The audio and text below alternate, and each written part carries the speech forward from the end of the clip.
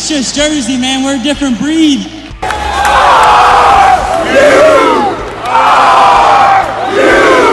Place. Who doesn't want to win in Jersey? And the Scarlet Knights did not have a national champion before tonight, and it's RU times 2. What's up, everybody? John Forster here, Breakdown from the Bar, episode 19. With me, as always, my main man, the greatest mind in wrestling, Eric Winnuck. We got a big guest on tonight. We got the coach of the Scarlet Knights, Scott Goodale. How you making out, Scott? How's things going? I'm doing good, guys. Fired up to be on your show, that's for sure. Nice, man. Nice. We've been wanting to get you on for a while. So, first news, I know, big news broke last 2 weeks ago. Anthony Ashnault, he's doing his thing to get to the Olympics, have to do what he has to do, looking for a new coach. What's the plan there? Well, first of all, we'll start with Anthony because, that's always been our face. And heck, Anthony's been with us probably since his sixth grade, and then is obviously the family very, very much involved. So he's always been a Rutgers guy. He'll always continue to be a Rutgers guy. I think this is a situation where coaching was really, really getting involved in his personal goals. After the U.S. Open, a couple other tournaments where he didn't really have the success, the trials, I kind of figured maybe he'd just go all in on coaching. But when he came back and having Jeff Buxton's really kind of inspired him a little bit. So he decided to go total opposite and go put, both feet in, all in on his wrestling career. There's a short window in this sport. And I think Anthony understands that. There's not much time left in his competitive career.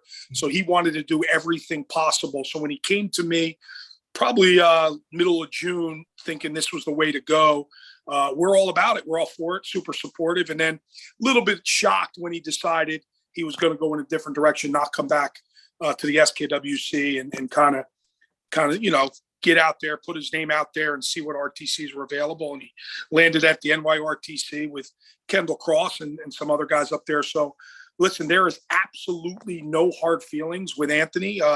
He's part of our family. He's part of my family. I can sit here and we could have a show on what he's done for my family personally. So, and everything he's accomplished at Rutgers. So there were times when I even thought he should have went out. There was opportunity maybe to go to Stanford after he won a national title, and then they dropped their program. So that kind of didn't, they got it back, but he didn't go through with that. There were opportunities to go to Cornell. So I was always very supportive of that because I think for him to grow, it may be good to see other people. And I know our fans are, how do you lose Anthony Ashnault, right? There's something going, there's absolutely nothing going on. We're in a great way with a great staff, and Donnie Pritzloff, Jeff Buxton, Joe Pollard, Kyle Kiss, just in a great spot. This is what Anthony wants, and we support it. He's our guy, and whatever he decides to do, if one day decides he wants to come back, I'm sure that's absolutely going to be an option. So no hard feelings. Good for Anthony. Wish him nothing but the best. Obviously, our paths are going to cross, right, through training, and he's always welcomed in our room. Heck, he helped build the room. So no hard feelings. Great kid from a great family. Love him to death and want to see him succeed. And this is what he felt he needed to do. So that's where we're at.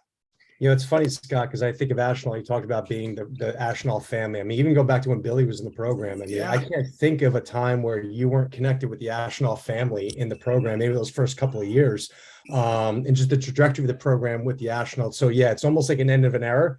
But I'll tell you, Scott, I've been around not just the sport of wrestling or any other sports, just in jobs, how things come full circle, okay? And you stay in good terms with people, okay? And I know for myself, there's people I used to work with, went a different way. 5-10 years later, we're back together, better than ever, working together. So to your point, nothing stays closed. You guys sound like everything is copacetic. Obviously, Sebastian Rivera having the success he's having with Buxton, I'm sure that's in his mind. So yeah, all good stuff. Yeah, there's no question about it. That's exactly how we feel. And we'll continue to talk and communicate. And obviously anything he needs from us, he's going to get. And that's just the way we go about it with Anthony. And, but no, it's a great spot. And he's going to have a really good run here in the next couple of years. We look forward to watching it for sure. Yeah, a lot of times you just need that change. You need to get sure. Yeah, you need it, and good luck, Ashnault. I'm sure everyone at Rutgers is going to be behind them. So that leaves a void on the coaching side.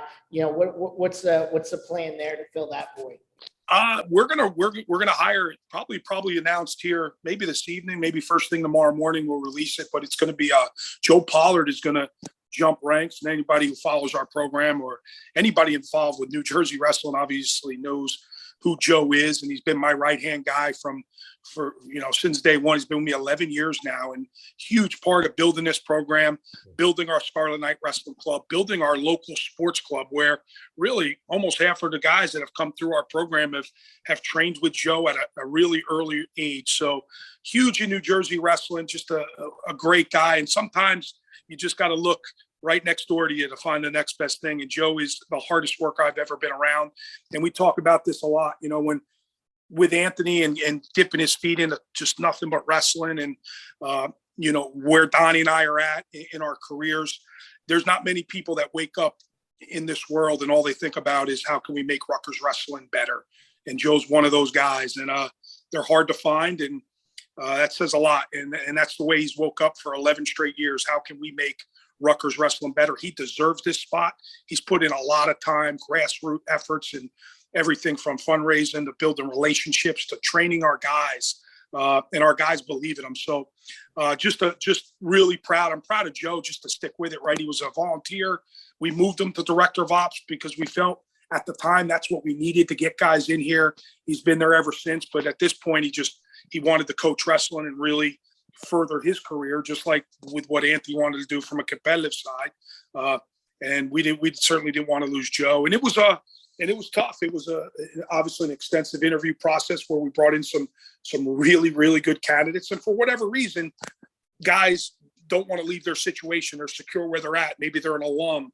Maybe they're in a really good RTC situation. And this was pretty simple. And when you get down to the nuts and bolts of it, I just knew we were going to hit the ground running. Nothing's really going to change, except for now he's able to be on the road, to be in the corner, to train guys more, because he wasn't allowed to do all of those things being a director of wrestling operations. So I'm just excited for Joe. If anybody deserves this promotion, it's Joe Pollard.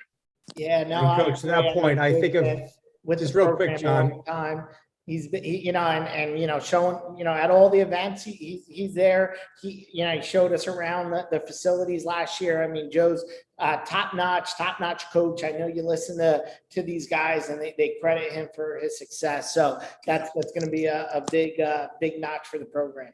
Yeah, I would say, John, I'm sorry to jump in. Two things. One, continuity, which I think you touched on, Scott. It's having that, he knows the program, he knows the wrestlers. But one big thing about Pollard, one of the most approachable people, not just on the staff, but I think in wrestling. And I think that's really critical in terms of filling that position, because just what he's done with Scarlet Knights Wrestling Club, the connections he's making with a lot of these youth, I think that does nothing but kind of build the pipeline. But just continuity and just approachability and just a wrestling mind, I think it's all good stuff. So I think he touched on that. So I think he's a huge part of building this fan base. Like you said, very, very approachable. People want to talk to him about Rutgers wrestling, and he always wants to talk about it. So, and listen, I know there's people out there and they look at our staff and what we need, and I've heard it for years. And, I think this is just a super guy who's worked his tail off. So we'll always address our needs through our club. We'll always bring in workout partners. That will never, ever be an issue. But right now we have somebody who's, like I said, he's going to wake up every day. He's ready to get on the road, recruit, and try to bring this thing to a different level. So I'm super excited about it. Excellent. And Coach, we had changed gears. Let's talk. And I know it's not out yet. So in terms of scheduling, but there's some stuff that I'm excited about. I know Pennsylvania we're going to have a match there. And two things. One, I'm kind of close to the Motter family. My son wrestles obviously at Yale Street. Oh, yeah. So Clint. And the Compostos, I'm sure Westfield. Yes. CJ had a phenomenal year last year. But when you look at that lineup, top to bottom, for those who haven't been paying attention, you got top 20 guys up and down. And that's going to be no easy task for you guys. So talk to me about that UPenn match and anything else you want to mention in terms of the scheduling that maybe we're not aware of yet, who we're going to be going against Big Ten, or anything else you want to announce. Yeah, well, I'll start with your question first. UPenn, we'll get into the schedule here a little bit, but you're right. It's something we've tried. My relationship with Brian Pearsall, even with Coach Reyna, we've been trying to get this match set now for a couple years. They wanted to wait a couple years, obviously, till they got it where they're really competitive, and they certainly are. If you look at it on paper, this is two teams that have a pretty good guy at every single weight. I don't know if there's a national champ, in any lineup, but there's guys certainly capable of being All-Americans, right? You mentioned CJ, obviously we have 3 that will be in our lineup. So just a top to bottom so solid, great lineup, really have done tremendous job recruiting. Obviously their RTC has blown up. They're attracting New Jersey kids. Like, they always got Jersey kids, but they're getting some of the best Jersey kids. So yeah, there's something brewing there. And it's a really good matchup. We're going to wrestle them at the Prudential Center with Drexel. It's part of the Big Ten EIWA Challenge, which I've tried so hard to get going the last couple of years. I tried it with the Big Ten ACC. Didn't really work out that great. So we decided Big Ten EIWA would be a better draw anyway. We'll do that December 4th at the Prudential Center. And then the very next week, we'll wrestle Princeton at Princeton. So to open up the season, we'll start with Clarion. We'll probably end up going to the Princeton Open at home, or I'm sorry, at their place, just to stay home. Could be an open tournament for our guys, because depending on the dates, we're only allowed 16, but that's probably where we'll open up. A lot of guys may go unattached, but we'll probably do some of our wrestle-offs through those first couple of tournaments. It's something we're really looking into. And then the next week, we'll host Clarion home opener November 11th. And then the very next day, we'll wrestle Arizona State up in the Lehigh Valley, part of the Journeyman Frank Popolizio tournament he's putting together. So super challenging opener. Again, we're going to go out to Stanford, which I know our fans are aware of. And that's another opportunity to wrestle a dual meet at Stanford. And then the next day, go to the Roadrunner Cal State Bakersfield tournament, where we're going to have 2 guys in a weight. So we'll figure out some of I'm sure we're going to get into our log jam at 33 and our lineup here a little bit, but we'll figure out our weight classes in a couple of those opening tournaments. And then as of today, we talked as a staff and are probably really leaning heavy towards going to the Midlands Championships again. So big part of this is the 16 dates. Do you make some of those tournaments unattached tournaments where you could get more dual meets in? And so we're figuring out how to work these 16 dates. And unfortunately, we may lose out on a couple of duels we've had in the past. So we got to figure out a way to get Columbia in, get Ryder in, out of conference matches. We'll do that once we get the Big Ten schedule, which that's been a question too. Everybody's asking, when are we going to get it? Man, if I had a dime for everybody asking me, I'd be a rich man, and I'm not a rich man. So you get what I'm saying. It's a pain in the neck, and it's a TV thing. It's a TV thing. They're trying to get the best matches on TV. They're trying to get, the right facilities being used. They want them at the best venues. You got to get the basketball schedule. You got to get the basketball schedule done. So we're waiting on the Big Ten. This happens every year. It's frustrating as all get out, but that's where we're at. Once we get that, January and February will obviously be taken care of. Well, I'll tell you one thing, Coach. You can never say that we don't bring it in terms of the out of conference schedule. That's the one thing I think is respectful of what you do and what this program does is we don't lie down those first, that first month or so. So, I mean, we think of Arizona State, we think of a UPenn. Those are solid matchups to open the season. So good stuff there. I appreciate it. Thank you. And Midlands, hoping to get to Midlands. I always loved that. Was always one of my favorite tournaments. Yeah. Back in college, I think I said this on the show once, my greatest athletic achievement was at Midlands. I wrestled TJ Williams, and he wanted to take it outside after the match. So I take pride in that, because I had to do something. I was only a sophomore, so I had to do something for him to want to take it outside with me. Yeah, he was pretty good, John. He was the real deal. He was the real deal. Yeah. Don't get John started. He'll give you the speech about how Midlands was so much tougher in our day, and when he wrestled, and you got all the other additional tournaments now. So you know what? He's probably right. He's probably right.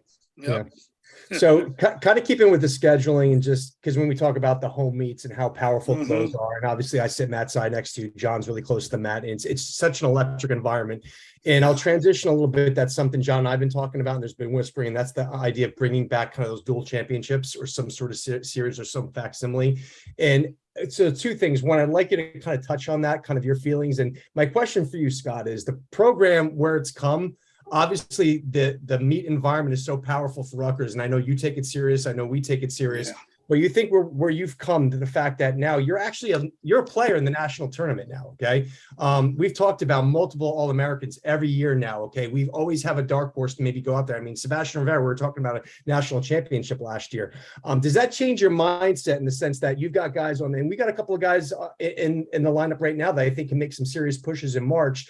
Do you start thinking, I love the idea of the dual meet, but do I want to rest these guys? Because we've got some guys who can make some serious noise in the national tournament, or does that not play into it anymore? And you're still about, let's get the best matches together. Let's make the dual meet mean something. Wow. That's a loaded question. That is a great question. It gets me thinking a little bit. As long as the system is the way the system is, it's always going to be about March. That being said, yeah, I may have to sit guys. I would have loved to have been able to do that a little bit more last year. And we're starting to create a lot more depth. And I'm sure we'll get into that, but the way the system is now, it still has to be about March, unfortunately, because I love dual meets. I would love nothing more than a dual meet championship. I would love nothing more than to earn points through a dual meet championship. So maybe Rutgers doesn't win the national title, but they get rewarded at the individual tournament with a certain amount of points because they made it to the quarterfinals, or they made it to a wrestleback semi of a dual meet championship. That's what I would envision seeing. I would love to see that top 24 teams in the country go. So now the regular season means something and you get a certain amount of points. Now, the smaller schools are going to say, well, that's not fair. But I think the smaller schools are getting to the point where they can compete in dual meets. The Ivy Leagues can certainly compete in dual meets. So I just, that is something I would envision if I had it my way and I was the NCAA commissioner for a week. I would implement that because I'm a big dual meet guy. And I think we need to make dual meets important. It's the one thing every wrestling fan or somebody who likes wrestling can relate to, a good dual meet.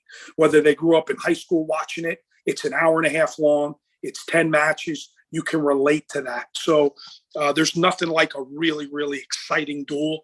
I think our sport needs more exciting duels. It's the most frustrating thing when I sit down on a Friday night. Let's say for me, it's an off week, and I sit down to see a marquee matchup and there's 2 or 3 of the major players sitting out.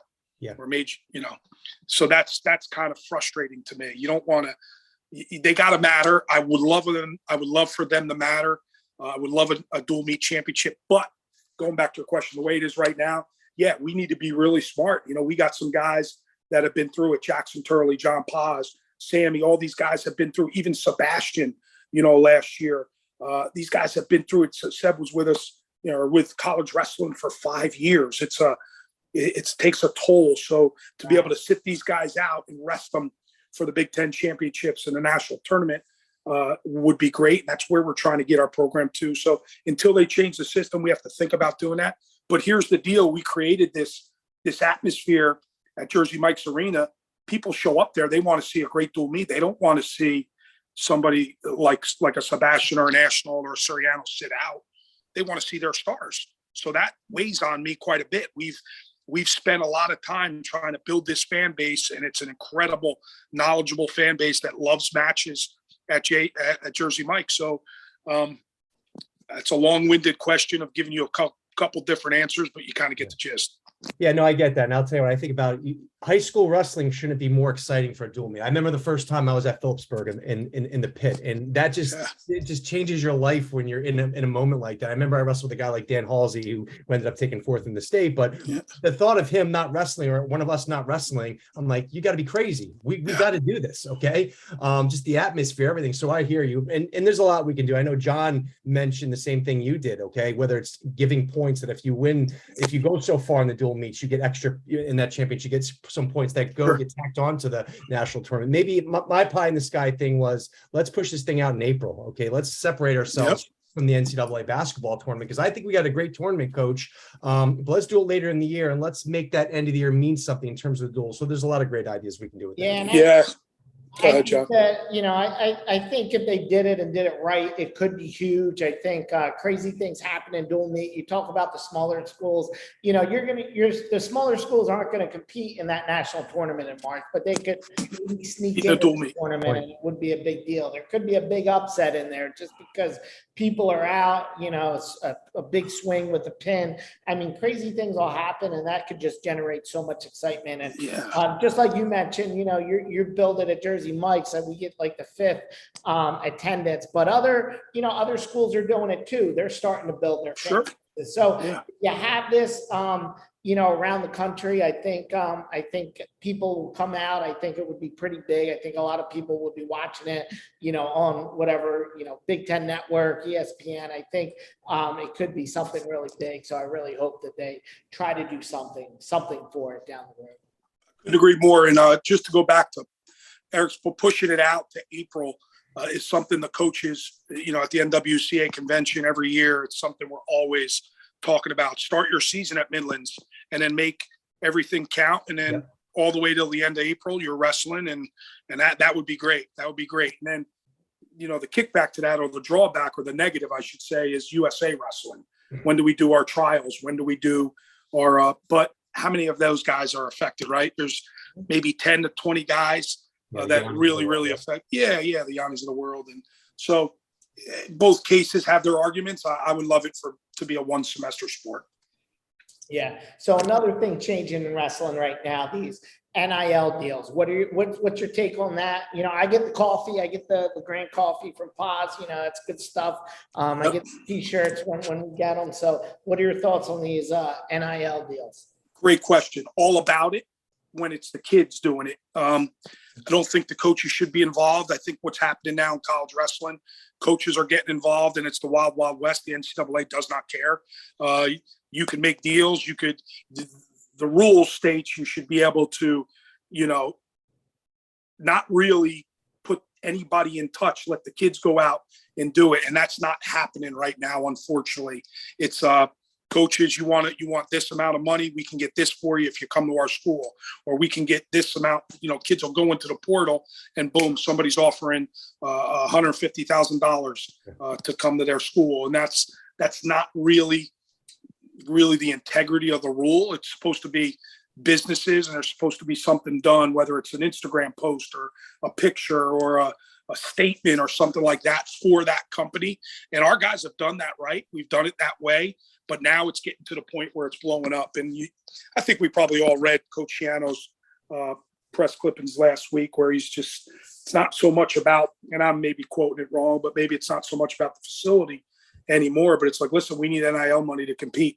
And that's at the football level. That's certainly at the basketball level. And there's no question it's the same with wrestling. And it's happening. It's happening right in our conference because I'm on these calls with recruits, and I kind of know what's getting offered. And maybe it's not recruits. Maybe it's guys on your roster that are getting poached because you can make a certain amount of money. So I don't like that part of it. I love the intent when it first started to help these guys out and put some money in their pocket. Not everybody, especially in wrestling, could be a full ride kid, right? You only get 9.9, but I know what some of these big names are doing, and they're doing it the right way, and they're getting paid. And we have guys, like you said, Paz, and said we have guys on our roster that are getting some good side money, nothing crazy, but they're getting some good.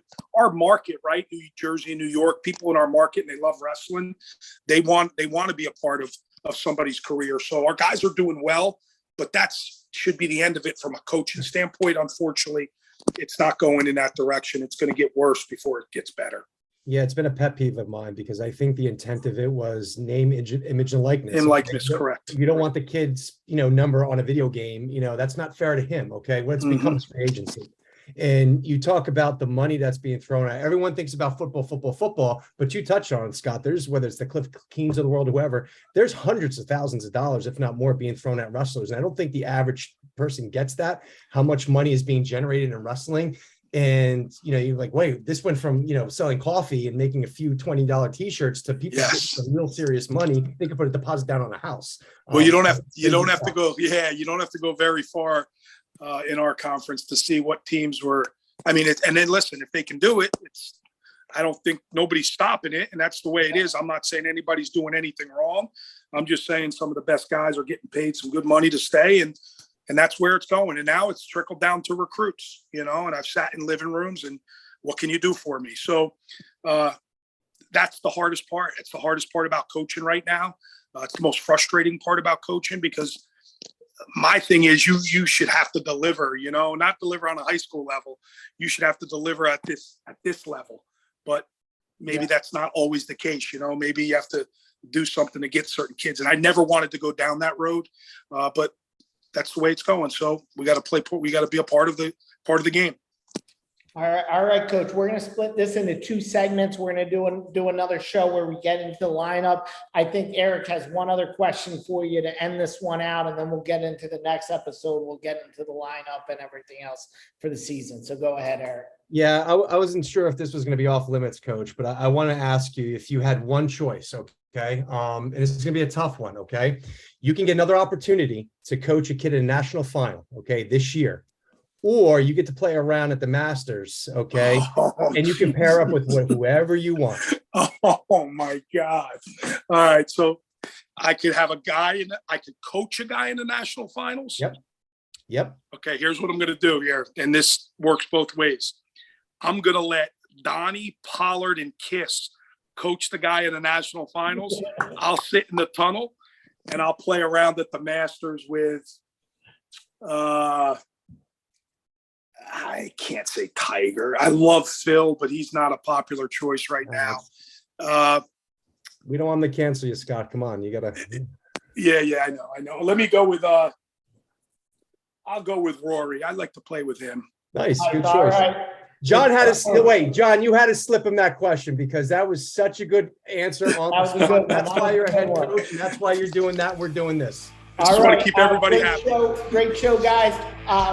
We'll be headed out. Let us follow on to the next one. We'll get into the lineup. The lineup changes. Make sure you follow us. We're on all the platforms: Spotify, Apple, everything, YouTube. Make sure you go to worldjunkie.com. 15% off. That's our NIL deal. 15% off. Barn 15 promo code. Best gear in the country. Get that, and we'll see you later. Relentless pursuit, baby.